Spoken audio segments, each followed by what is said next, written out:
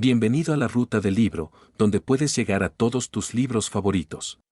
Recuerda darle like y activar la campanita para que no te pierdas ningún capítulo. El Mundo Perdido, capítulo 15, Arthur Conan Doyle, audiolibro. Escribo esto día a día, pero confío en que antes de terminar lo que corresponde a hoy, estaré en condiciones de afirmar que la luz brilla, por fin, traspasando nuestras nubes. Seguimos retenidos aquí, sin tener medios definidos para organizar nuestro escape, y eso nos irrita amargamente.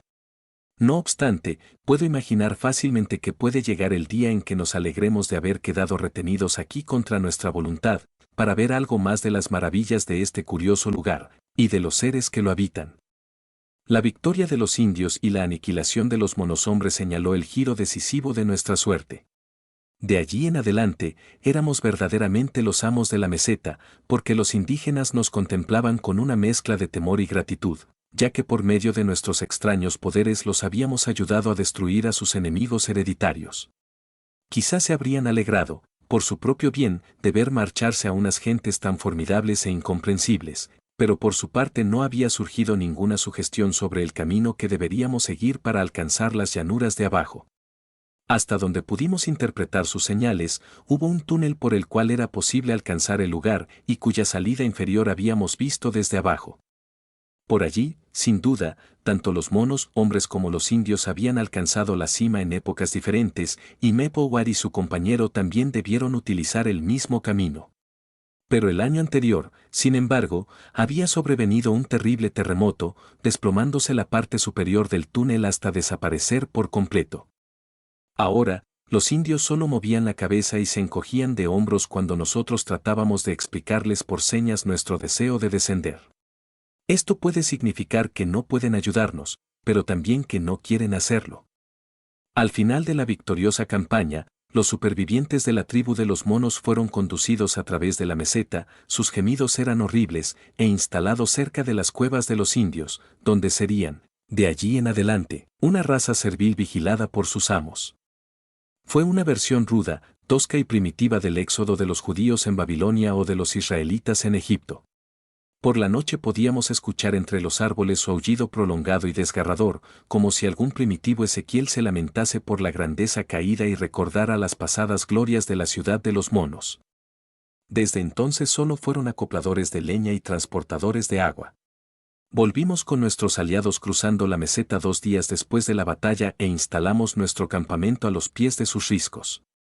Ellos hubiesen querido que compartiéramos sus cuevas, pero Lord John no quiso consentirlo por nada del mundo, considerando que de ese modo nos poníamos en sus manos y tenían intención de traicionarnos. Por lo tanto preservamos nuestra independencia, y si bien manteníamos con ellos las más amistosas relaciones, teníamos siempre listas nuestras armas para cualquier emergencia. Asimismo continuábamos visitando asiduamente las cuevas, que eran lugares notabilísimos, aunque nunca pudimos determinar si eran obras del hombre o de la naturaleza. Todas ellas estaban en un solo estrato, horadadas en una especie de roca blanda que se extendía entre el basalto volcánico que formaba los riscos rojizos de la parte superior y el duro granito de su base. Sus bocas se hallaban a unos 80 pies por encima del suelo, y se las alcanzaba por largas escaleras de piedra, tan estrechas y empinadas que ningún animal de grandes dimensiones podía subir por ellas. En el interior, eran cálidas y secas, y estaban recorridas por pasajes rectos de variada longitud labrados en la ladera de la colina.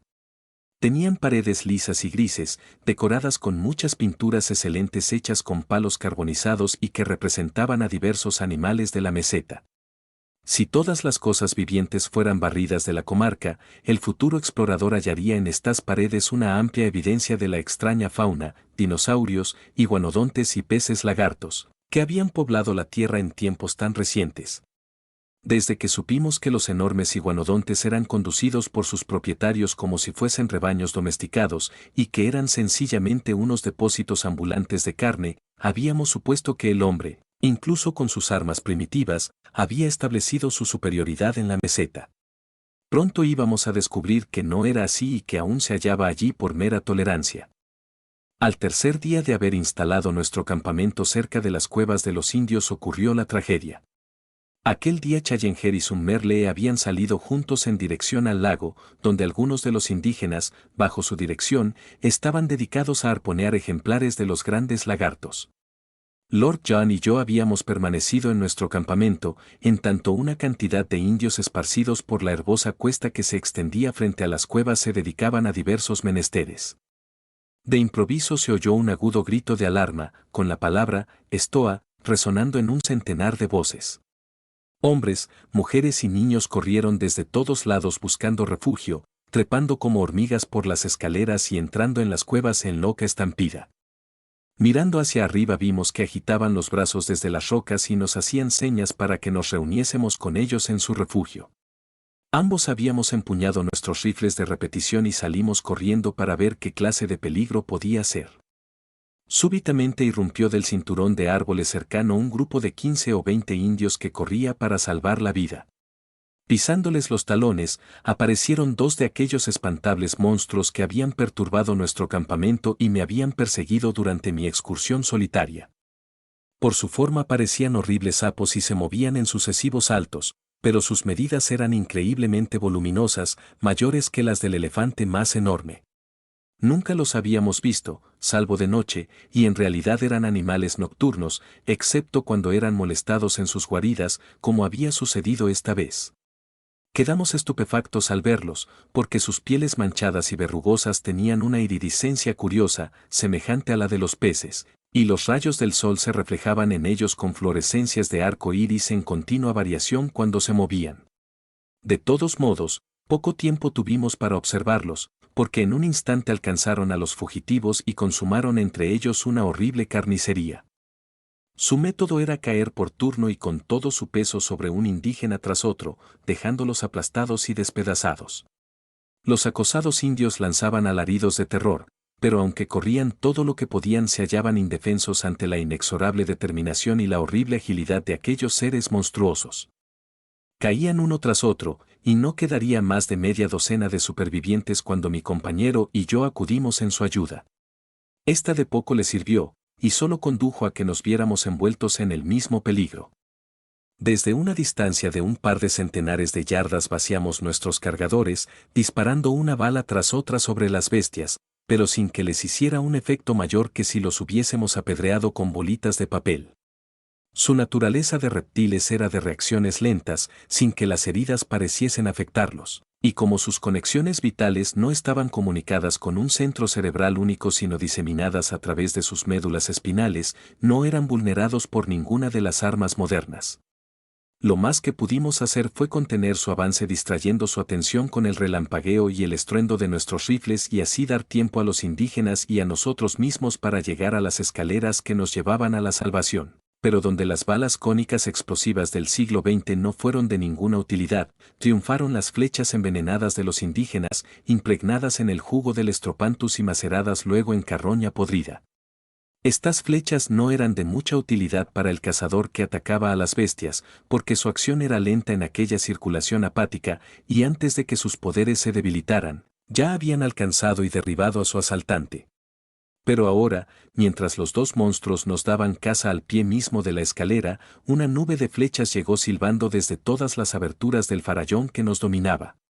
En un minuto quedaron como emplumados por las flechas, y sin embargo no daban señales de dolor mientras seguían tratando de morder y aferrar los peldaños que los podían conducir hacia sus víctimas, con rabia impotente. Ascendían pesadamente unas pocas yardas y volvían a deslizarse hasta el suelo. Pero por fin el veneno surtió efecto. Uno de ellos lanzó un gemido profundo y sordo, dejando caer a tierra su enorme cabeza achatada. El otro daba saltos en círculos excéntricos, prorrumpiendo en gritos agudos y gemebundos, para luego desplomarse entre retorcimientos de agonía que duraron algunos minutos antes de quedar tieso e inmóvil. Lanzando alaridos de triunfo, los indios bajaron atropelladamente de sus cuevas y bailaron una frenética danza de victoria en torno a los cadáveres. Un júbilo demencial los dominaba al ver que otros dos ejemplares de sus enemigos más peligrosos habían sido abatidos. Aquella noche despedazaron y trasladaron los cuerpos, no para comerlos, el veneno estaba aún activo, sino para alejar la propagación de alguna peste. Sin embargo, los grandes corazones de los reptiles, cada uno tan grande como un almohadón, quedaron allí, latiendo con ritmo lento y regular, en suaves contracciones y dilataciones, conservando una horrible vida independiente. Al tercer día sus ganglios dejaron de funcionar y aquellos espantosos músculos quedaron inmóviles. Algún día, cuando disponga de un escritorio mejor que una lata de conservas y de instrumentos más útiles que un trozo de lápiz gastado y un último y estropeado cuaderno, escribiré un relato más amplio sobre los indios Akala, nuestra vida entre ellos y las fugaces visiones que tuvimos acerca de las extrañas condiciones de la pasmosa tierra de Mapplewhite. La memoria, por lo menos, nunca me fallará, porque mientras me quede un aliento de vida, cada hora y cada acción de esta época permanecerá grabada tan firme y clara como los primeros acontecimientos extraños de nuestra niñez. Ninguna impresión nueva puede borrar a las que han quedado tan profundamente impresas. Cuando llegue el momento describiré aquella pasmosa noche de luna sobre el gran lago, cuando un joven ictiosaurio, una extraña criatura, mitad foca, mitad pez, con ojos cubiertos de hueso a ambos lados del hocico y un tercer ojo fijado arriba de su cabeza, quedó atrapado en una red de los indios y estuvo a punto de volcar nuestra canoa antes de que pudiésemos hacerla encallar en la costa. Fue la misma noche en que una verde serpiente de agua atacó desde un cañaveral y se llevó preso entre sus anillos al timonel de la canoa de Challenger. Hablaré también del ser nocturno, grande y blanco, hasta hoy no sé si era un reptil o una fiera, que vivía en una ciénaga detestable al este del lago y que se deslizaba en la oscuridad con una tenue luminosidad fosforescente.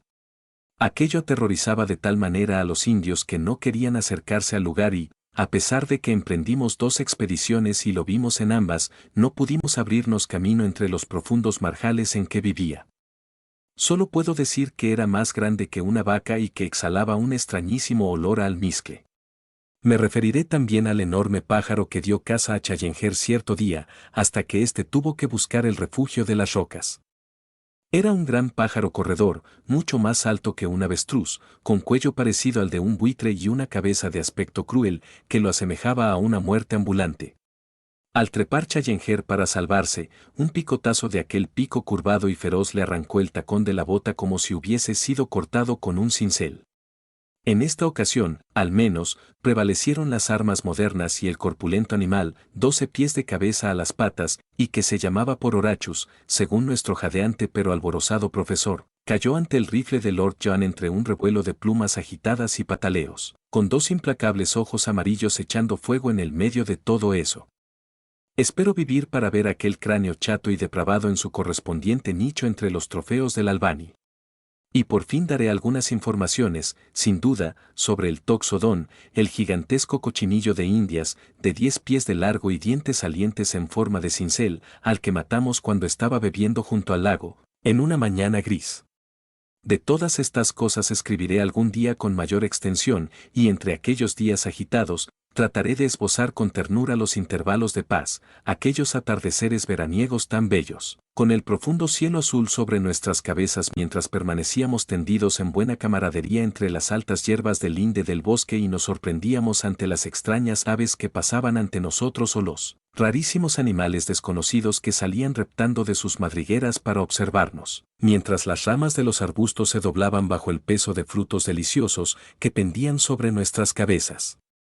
A nuestros pies, bellas y extrañas flores parecían espiarnos por entre las hierbas. O recordaré aquellas largas noches de luna que pasamos sobre la centelleante superficie del gran lago, observando con asombro y pavor los enormes círculos que ondulaban ante la súbita zambullida de algún fantástico monstruo. O el resplandor verdoso, allá en el fondo de las aguas profundas, de algún ser desconocido que salía de los confines de la oscuridad. Tales son las escenas que mi mente y mi pluma tratarán en todos sus detalles cuando llegue el día. Pero, me preguntará usted, ¿por qué todas esas experiencias y por qué esa demora cuando usted y sus camaradas deberían estar ocupados día y noche haciendo proyectos para hallar los medios que les permitiesen retornar al mundo exterior? Mi respuesta es que todos nosotros trabajábamos con ese fin, pero que nuestra labor había sido en vano. Muy pronto descubrimos un hecho: los indios no harían nada para ayudarnos.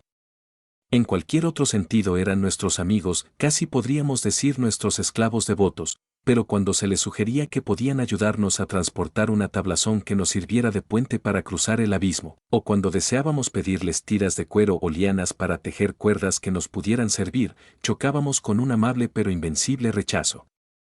sonreían, pestañeaban, sacudían sus cabezas, y nada más. Hasta el viejo jefe oponía idéntica negativa, y solo Maretas, el joven al que habíamos salvado, nos miraba con ansiedad y trataba de explicarnos mediante gestos cuánto le afligía ver que nuestros deseos eran frustrados. Desde su completo triunfo sobre los monos hombres, nos contemplaban como a seres sobrehumanos que llevaban la victoria en los tubos de armas desconocidas, y creían que mientras permaneciésemos con ellos los acompañaría la buena suerte. Nos ofrecieron a cada uno de nosotros una mujercita cobriza como esposa y una cueva propia, siempre que olvidásemos a nuestro pueblo y nos quedáramos a vivir para siempre en la meseta. Siempre se habían mostrado amables, por más opuestos que fueran a nuestros deseos, pero comprendimos con claridad que deberíamos mantener en secreto nuestros planes de descenso, porque teníamos razones para temer que al fin ellos tratarían de retenernos por la fuerza. A pesar del peligro de los dinosaurios, que no es grande salvo durante la noche, porque corno he dicho antes son de hábitos nocturnos, he vuelto 2 veces durante las últimas 3 semanas a nuestro antiguo campamento, con el propósito de ver a nuestro negro, que sigue montando guardia al pie del farallón. Mis ojos escrutaron con ansiedad la gran llanura, con la esperanza de divisar a lo lejos la ayuda que habíamos solicitado. Pero los extensos llanos sembrados de cactos se dilataban en la lejanía vacíos y desnudos, tras la distante línea de los cañaverales de bambúes. Vendrán pronto, ahora, más a Malone. Antes de que pase otra semana el indio vendrá y traerá cuerda y los haremos bajar. Estas eran las animadas exclamaciones de nuestro excelente Sambo. Tuve una extraña experiencia al volver de esta segunda visita, en la que me vi envuelto como consecuencia de haber pasado una noche lejos de mis compañeros. Regresaba por la bien conocida senda y había alcanzado un lugar que distaba alrededor de 1 milla de la ciénaga de los pterodáctilos, cuando vi que se me acercaba un extraordinario objeto. Era un hombre que caminaba dentro de una armazón hecha de bambúes doblados de manera que lo encerraban por todas partes en una jaula en forma de campana. Al acercarme mi asombro fue aún mayor al ver que era Lord John Roxton. Cuando me vio se deslizó fuera de su curiosa capa protectora y vino hacia mí riéndose, si bien me pareció advertir cierta confusión en su actitud. Bueno, compañerito, ¿quién iba a pensar que lo iba a encontrar por estas alturas? Dijo. ¿Qué demonios está haciendo? Pregunté. Visitando a mis amigos, los pterodáctilos, dijo. ¿Y para qué? Son unas bestias muy interesantes, ¿no cree? Pero muy poco sociables. Tienen modales muy rudos y desagradables con los extraños, como recordará. Por eso aparejé esta armazón que les impide ser demasiado importunos en sus atenciones. Pero, ¿qué busca usted en la ciénaga? Me miró con ojos muy escuadriñadores y pude leer en su rostro cierta vacilación. ¿No piensa usted que hay otras personas, además de los profesores, que quieren saber cosas? Dijo por último.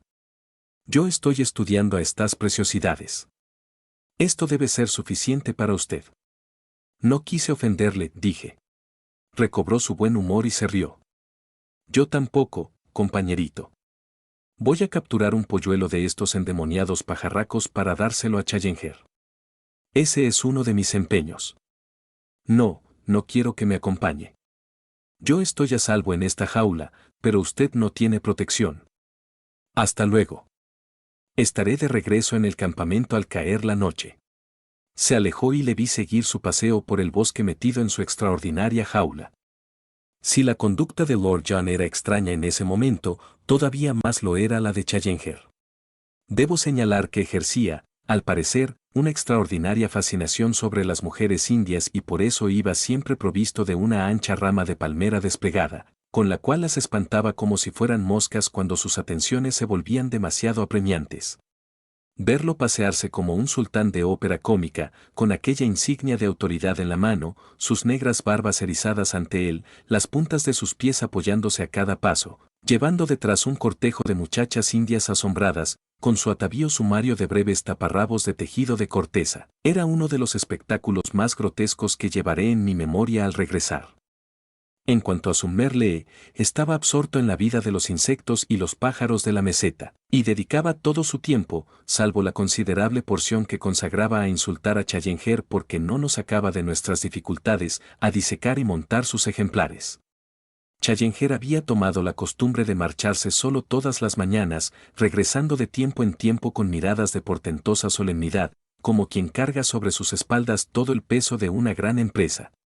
Un día, con su rama de palmera en la mano y su séquito de fieles adoradoras detrás de él, nos condujo a su oculto taller y nos reveló el secreto de sus planes. El lugar era un pequeño calvero en el centro de un bosquecillo de palmeras. En él había uno de esos géiseres de barro hirviente que ya he descrito. Alrededor de su borde había esparcida una cantidad de tiras cortadas de la piel del iguanodonte y una gran membrana aplastada que probó ser el estómago, seco y raspado, de uno de los grandes peces lagartos del lago. Esta enorme bolsa había sido cosida en uno de sus extremos y solo un pequeño orificio había quedado en el otro. En esta abertura habían sido introducidas algunas cañas de bambú y el otro extremo de estas cañas estaba en contacto con unas tuberías cónicas de arcilla que recolectaban el gas que burbujeaba elevando el barro del geyser. Muy pronto el flácido órgano comenzó a expandirse lentamente y mostró tal tendencia a actuar con movimientos ascendentes que Challenger tensó las cuerdas que lo sujetaban a los troncos de los árboles circundantes. En media hora, se había formado un globo de gas de buen tamaño y los tirones y tensiones ejercidos sobre las correas demostraban que era capaz de una notable capacidad ascensional. Challenger, como un padre orgulloso en presencia de su primogénita, permanecía sonriendo y mesando su barba en silencio, satisfecho de sí mismo mientras contemplaba la creación de su cerebro.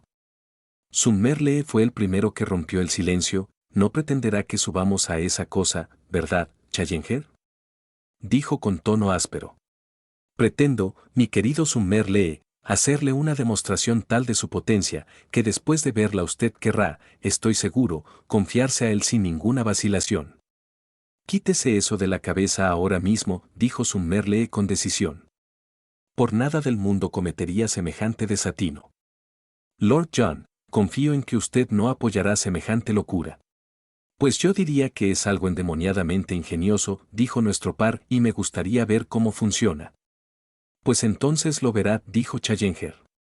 Durante varios días he empeñado toda la fuerza de mi cerebro en el problema de cómo descender por estos acantilados. Ya nos hemos convencido de que no podemos descender por los farallones y de que no hay túnel. Tampoco podemos construir ninguna clase de puente que nos permita volver al pináculo desde el cual cruzamos hasta aquí. ¿Cómo hallar, pues, otro medio que convenga a nuestros fines? Hace poco tiempo señalé a nuestro joven amigo aquí presente que el geyser desprendía hidrógeno libre. A esto siguió, naturalmente, la idea de un globo. Debo admitir que me desconcertó un poco la dificultad de encontrar un recipiente para encerrar el gas, pero la contemplación de las inmensas entrañas de estos reptiles me suministró la solución del problema. He aquí el resultado. Metió una mano en la delantera de su raída chaqueta y con la otra apuntó orgullosamente hacia el globo. Ya aquel saco de gas se había inflado hasta llegar a una redondez muy considerable y tironeaba fuertemente de sus amarras. Locura de verano. Resopló Summerlee. A Lord John le encantaba totalmente la idea. El viejo es inteligente, ¿no?, me susurró, y luego elevó la voz en dirección a Challenger. ¿Tendrá barquilla? La barquilla será mi próxima ocupación. Ya he proyectado cómo fabricarla y de qué modo irá sujeta. Mientras tanto me limitaré a mostrarles que mi aparato es muy capaz de soportar el peso de cada uno de ustedes. De todos nosotros, supongo. No, es parte de mi plan que cada uno descienda por turno como en un paracaídas. El globo será traído de regreso por medios que no tendré dificultad en perfeccionar. Si puede soportar el peso de uno solo y hacerlo descender suavemente, habrá dado de sí todo lo que se le requería. Ahora voy a demostrarle su capacidad para esos fines. Sacó un trozo de basalto de considerable tamaño, labrado en el centro de tal manera que resultase fácil atarle una cuerda. Esta cuerda era la que habíamos traído nosotros a la meseta después de usarla para escalar el pináculo. Tenía más de un centenar de pies de largo, y aunque era delgada poseía mucha resistencia. Había preparado una especie de collar de cuero del que colgaban muchas tiras. Este collar fue colocado en la cúpula del balón y las correas colgantes se unieron por debajo, de modo que la presión de cualquier carga pudiera repartirse sobre una amplia superficie.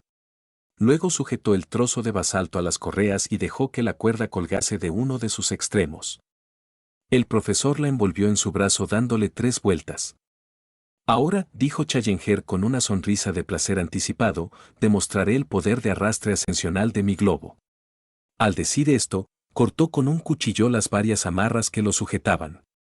Nunca había estado nuestra expedición en peligro más inminente de una completa aniquilación. La membrana inflada se disparó hacia arriba con terrorífica velocidad. Al instante Challenger perdió pie y fue arrastrado por los aires. Yo tuve el tiempo justo para abrazarle por la cintura cuando ascendía y también fui arrebatado por los aires. Lord John me cogió por las piernas con la presión de la ballesta de una trampa de ratones, pero sentí que también él perdía contacto con el suelo. Tuve por un momento la visión de 4 aventureros flotando como una ristra de salchichas por encima de la tierra que habían explorado. Afortunadamente, empero, había límites en la tensión que la cuerda podía resistir, aunque no lo sabía, en apariencia, para la fuerza ascensional de aquella infernal maquinaria. Hubo un fuerte chasquido y caímos en montón al suelo, con las espirales de la cuerda arrollándose por encima de nosotros. Cuando fuimos capaces de ponernos de pie, tambaleantes, vimos en el profundo cielo azul, muy lejos, una mancha oscura. Era la piedra basáltica, que se perdía en el horizonte a gran velocidad. ¡Espléndido!, exclamó el impávido Challenger, frotándose el brazo lastimado. La prueba ha resultado de lo más exhaustiva y satisfactoria. No podía prever un éxito tan grande. Dentro de una semana, caballeros, les prometo que estará preparado un segundo globo y podrán hacer en él, con seguridad y comodidades, la primera etapa de nuestro viaje de regreso a la patria. Hasta aquí he escrito sobre todos los acontecimientos precedentes según el orden en que se sucedieron.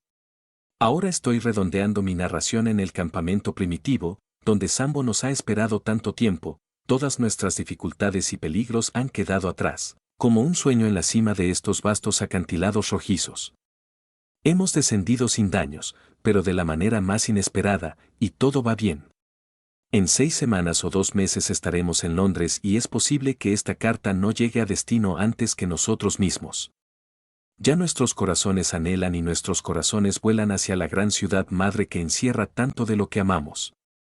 Fue precisamente la misma tarde de nuestra peligrosa aventura en el globo de fabricación casera de Challenger cuando sobrevino el cambio en nuestra suerte. He dicho ya que la única persona que había mostrado alguna señal de simpatía hacia nuestros intentos de salir de allí era el joven jefe que habíamos rescatado. Él era el único que no deseaba retenernos contra nuestra voluntad en una tierra extranjera.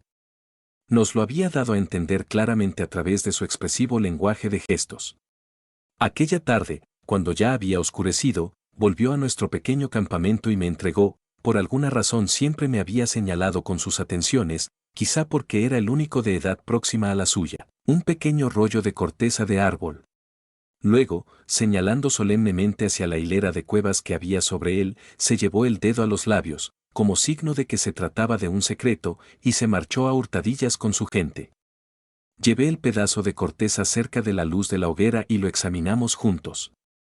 Tenía alrededor de 1 pie cuadrado de superficie y en el lado interno había una cantidad de líneas curiosamente dispuestas que aquí reproduzco. Estaban nítidamente dibujadas con carbón sobre la superficie blanca y a primera vista me parecieron una suerte de tosca partitura musical. Sea lo que sea, puedo jurar que es algo importante para nosotros, dije. Lo pude leer en su rostro cuando me lo dio. A menos que tengamos que enfrentarnos a un bromista primitivo, sugirió Summerlee, porque según creo la broma fue uno de los más elementales factores del desarrollo del hombre. Sin duda es alguna clase de escritura, dijo Challenger. Parece como un rompecabezas de esos concursos cuyo premio es una guinea, comentó Lord John, estirando el cuello para observarlo. De improviso alargó su mano y cogió el rompecabezas. ¡Por Dios!, exclamó. Creo que ya lo tengo. El muchacho lo había acertado desde el primer momento. Vean aquí. ¿Cuántas marcas hay en ese papel? 18. Y bien, si piensan en ello, verán que hay 18 bocas de cueva en la ladera de la colina que está sobre nosotros. Cuando me dio el papel señaló las cuevas, dije. Bien, esto lo aclara todo.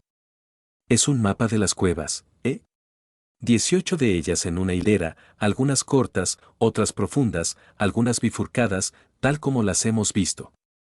Es un mapa y aquí hay una cruz. ¿Para qué está colocada? Lo está para señalar una cueva que es mucho más profunda que las otras. Una que atraviesa todo el risco, exclamé. Creo que nuestro joven amigo ha descifrado el enigma, dijo Challenger. Si la cueva no atraviesa de parte a parte el risco, no comprendo por qué esta persona, que tiene toda clase de razones para desearnos el bien, va a llamarnos la atención sobre ello. Pero si lo atraviesa y sale del otro lado por un punto situado a la misma altura, no tendremos que descender más que un centenar de pies. Un centenar de pies. Refunfuñó Summerlee. Bueno, nuestra cuerda todavía tiene más de 100 pies, exclamó. Sin duda podremos hacer el descenso. ¿Y qué pasará con los indios que están en la cueva? Objetó Summerlee. No hay indios en ninguna de las cuevas que hay por encima de nosotros, dije. Todas se utilizan como graneros y depósitos. ¿Por qué no subimos ahora mismo y atisbamos el terreno? Se halla en la meseta una madera seca y bituminosa, una especie de araucaria, de acuerdo con nuestros botánicos que siempre usan los indios como antorcha. Cada uno de nosotros cogió un manojo de estas y subimos por la escalera cubierta de maleza hasta la cueva marcada en el dibujo. Estaba, tal como ya había dicho, completamente vacía, si se exceptúa un gran número de enormes murciélagos que aletearon en torno a nuestras cabezas a medida que nos adentrábamos en ella. Como no deseábamos atraer la atención de los indios acerca de nuestras acciones, anduvimos dando traspiés en la oscuridad hasta que dejando atrás varias cuevas penetramos una considerable distancia en el interior de la caverna. Entonces, por fin, encendimos nuestras antorchas. Era un túnel hermoso y seco, con lisas paredes grises, cubiertas de símbolos indígenas, el techo curvado con arcos sobre nuestras cabezas y una arena blanca que brillaba bajo nuestros pies. Nos precipitamos anhelantes por este túnel hasta que, con un profundo gemido de amargo desencanto, nos vimos forzados a hacer un alto. Ante nosotros aparecía un muro de roca pura, en la que no había ni una grieta por la que pudiera deslizarse un ratón. Allí no había salida para nosotros. Nos quedamos inmóviles, contemplando con amargura en el corazón ese inesperado obstáculo. Este no era el resultado de ningún cataclismo, como en el caso del túnel de ascenso. Aquello era, y había sido siempre, un cul-de-sac. No importa, amigos míos, dijo el indomable Challenger. Todavía cuentan ustedes con mi firme promesa de otro globo.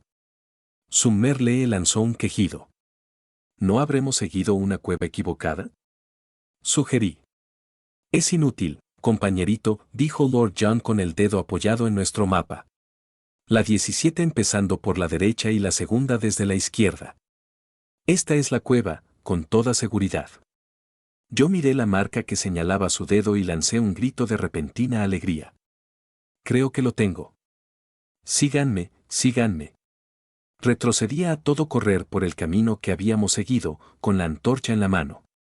Aquí, dije, señalando hacia unas cerillas que había en el suelo, es donde encendimos las antorchas. Exacto. Bien, aquí está marcada como una cueva con una bifurcación.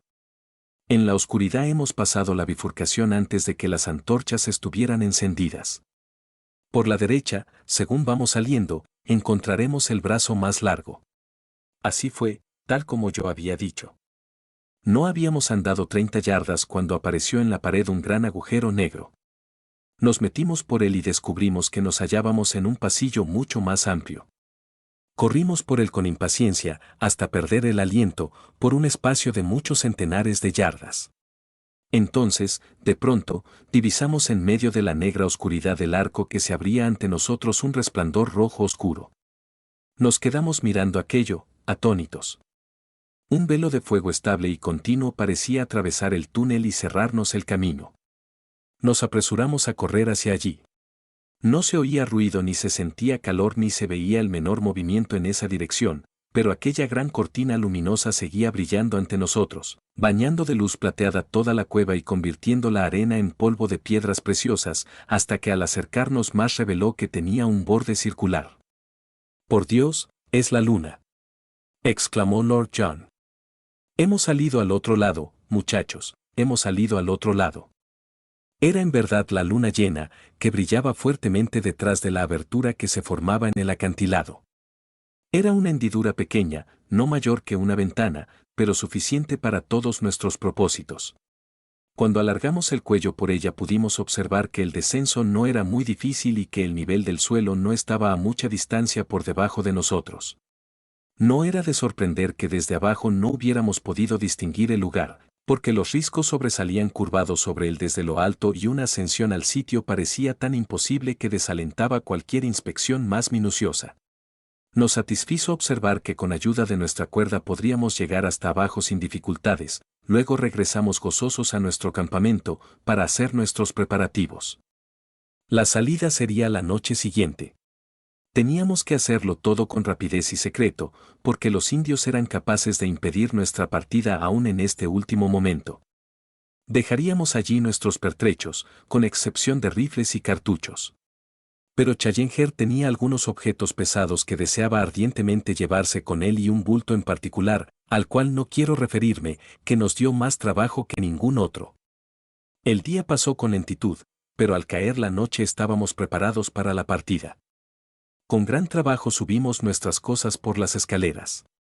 Entonces, mirando hacia atrás, examinamos largamente, por última vez, aquella extraña tierra que me temo sería muy pronto vulgarizada, presa de cazadores y buscadores de minas, pero que para nosotros todos era el país de los sueños, de la fascinación y la aventura novelesca. Un país donde nos habíamos arriesgado mucho, habíamos sufrido mucho y aprendido otro tanto. Nuestro país, como siempre lo llamaremos con afecto. A nuestra izquierda, las cuevas vecinas lanzaban sus joviales fuegos rojizos en la oscuridad. Desde la cuesta que bajaba a nuestros pies ascendían las voces de los indios que reían y cantaban. Más lejos, se extendían los profundos bosques, y en el centro, brillando vagamente entre las tinieblas, estaba el gran lago, madre de extraños monstruos. Mientras estábamos mirando, vibró claramente en la oscuridad un grito agudo y despiadado, la llamada de algún fantasmagórico animal. Era la auténtica voz de la tierra de Mapplewhite dándonos su adiós. Nos dimos la vuelta y nos zambullimos en la cueva que nos conducía de regreso a casa. 2 horas después, nosotros, nuestros bultos y todo lo que poseíamos descansábamos al pie del farallón. Salvo con el equipaje de Challenger, nunca tuvimos ninguna dificultad. Dejamos todo en el lugar donde habíamos descendido y partimos de inmediato hacia el campamento de Sambo. Nos acercamos al mismo al amanecer y, para nuestra sorpresa, no hallamos una sola hoguera sino una docena de ellas, esparcidas por la llanura. La partida de socorro había llegado. Eran 20 indios ribereños, provistos de piquetas, cuerdas y todo lo que podía ser útil para franquear el abismo. Finalmente, no tendremos ya dificultades para transportar nuestros equipajes cuando comencemos mañana nuestro camino de regreso hacia el Amazonas. Y así, en una disposición humilde y llena de gratitud, cierro este relato. Nuestros ojos han visto grandes maravillas y nuestras almas se han purificado con todo lo que hemos sobrellevado. Cada uno de nosotros, a su modo, es un hombre mejor y más profundo. Tal vez cuando lleguemos a Pará nos detengamos allí para reaprovisionarnos. Si hacemos eso, esta carta llegará por correo antes que nosotros. Si no, arribará a Londres el mismo día de mi llegada. En cualquiera de los dos casos, mi querido M. C. Arle, espero que muy pronto podré estrecharle la mano, ___.